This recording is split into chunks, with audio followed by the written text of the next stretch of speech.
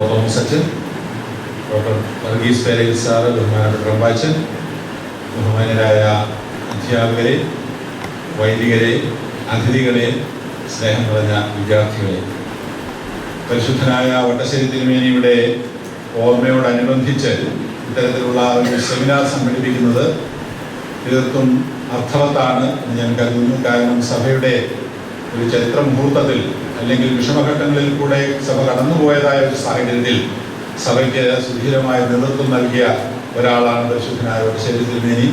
സഭയുടെ ചരിത്രം വട്ടശ്ശേരി തിരുമേനിയുടെ ചരിത്രവുമായിട്ട് വളരെയധികം ബന്ധപ്പെട്ട് കിടക്കുന്നു എന്നുള്ളത് നമുക്ക് എല്ലാവർക്കും അറിയാം. ഇങ്ങനെ ഒരു ആശയം എനിക്ക് തോന്നുന്നു റമ്പാച്ചൻ്റെ തലയിലാണോ എവിടെയാണോ ഉദിച്ചത്, അവരെ ആദ്യമേ പ്രത്യേകമായിട്ട് അഭിനന്ദിക്കുകയാണ്.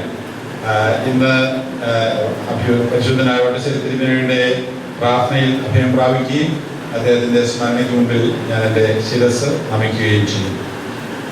സഭാ ചരിത്രത്തെ സംബന്ധിക്കുന്നതാണ് രണ്ട് സെമിനാർ വിഷയങ്ങളും ഇന്നുള്ളത്.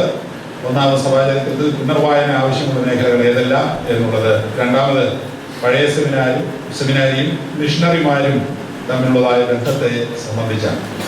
ഒന്നാമത്തെ കാര്യമെടുത്താൽ പുനർവായന ആവശ്യമുള്ള മേഖലകൾ അനവധിയാണ് എന്നുള്ളതിന് സംശയമൊന്നുമില്ല.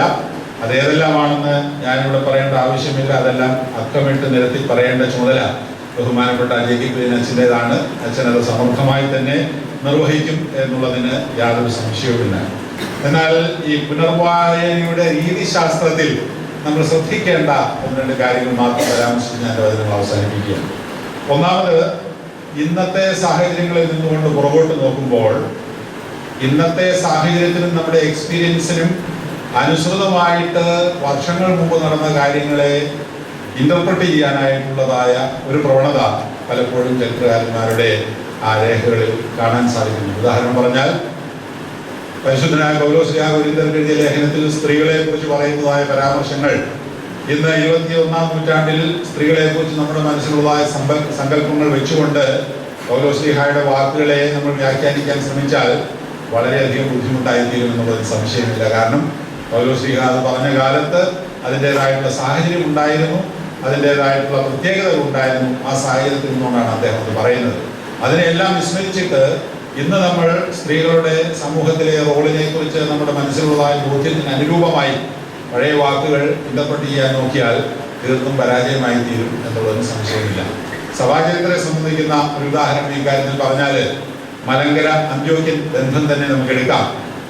ഇന്ന് നമ്മൾ അന്ത്യോക്യൻ ബന്ധത്തിൽ നിന്ന് ഒരുപക്ഷെ അനുഭവിച്ചു കൊണ്ടിരിക്കുന്നതായ തിക്തഫലങ്ങളുടെ അടിസ്ഥാനത്തിൽ 17-ാം നൂറ്റാണ്ട് മുതൽ തുടങ്ങി ഏതാണ്ട് 19-ാം നൂറ്റാണ്ടിൽ ഉറപ്പായി തീർന്ന മലങ്കര അന്ത്യോക്യൻ ബന്ധത്തെ നമ്മൾ വിമർശിക്കാൻ തുടങ്ങിക്കഴിഞ്ഞാൽ അതത്ര ശരിയാവുമോ എന്ന് എനിക്ക് തോന്നുന്നില്ല. ഇന്ന് മലങ്കര അന്ത്യോക്യൻ ബന്ധത്തിൽ നമുക്ക് ചില തിക്തഫലങ്ങളുണ്ട്.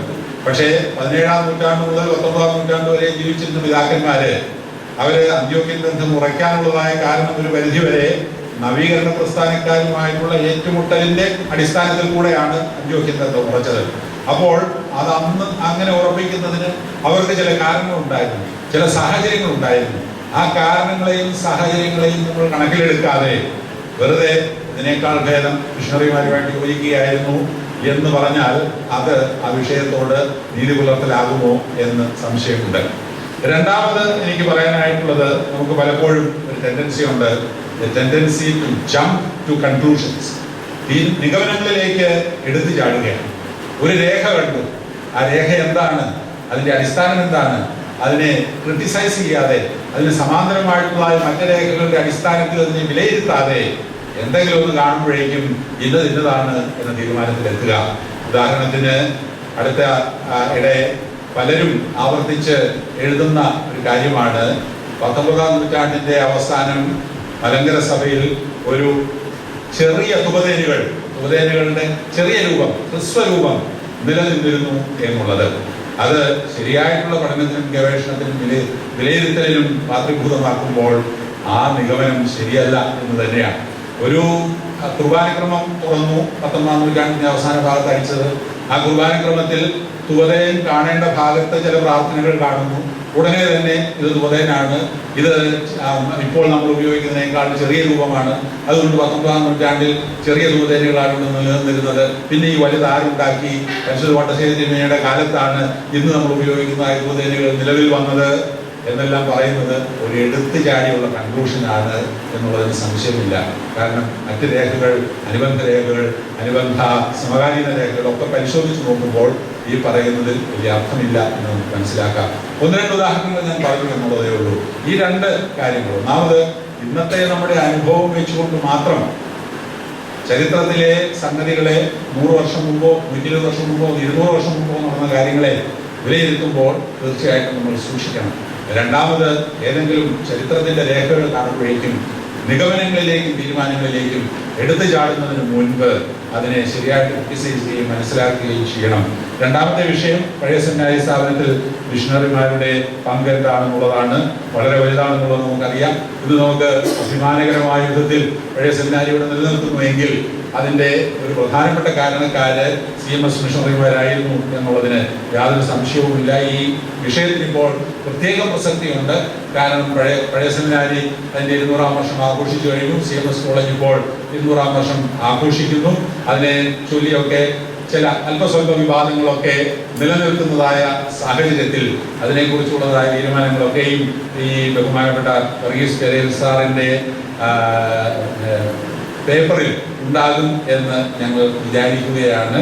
തീർച്ചയായിട്ടും ചരിത്രം ആദ്യം ഇന്റർപ്രറ്റ് ചെയ്യുമ്പോൾ സഭയിൽ ബന്ധപ്പെട്ടവർ ഒരു പോസിറ്റീവ് ഇന്റർപ്രിട്ടേഷൻ ആയിരിക്കും എപ്പോഴും കൊടുക്കുന്നത്. എന്നാൽ അതോടൊപ്പം വസ്തുതകളെ മറച്ചു വയ്ക്കാതെ ഒരു നിഷ്പക്ഷമായ ഇന്റർപ്രിട്ടേഷൻ പോസിറ്റീവ് ആണെങ്കിൽ പോലും സാധ്യമാക്കേണ്ടതാണ് ആവശ്യമായിരിക്കുന്നത് എന്നെനിക്ക് തോന്നുന്നു. 2 പേർക്കും പ്രത്യേകമായിട്ടുള്ളതായ എൻ്റെ ആശംസകൾ നേർന്നുകൊണ്ട് ഇത് പ്രയോജനപ്രദമായി തീരട്ടെ എന്ന് ആശംസിച്ചുകൊണ്ട് എൻ്റെ വാക്കുകൾ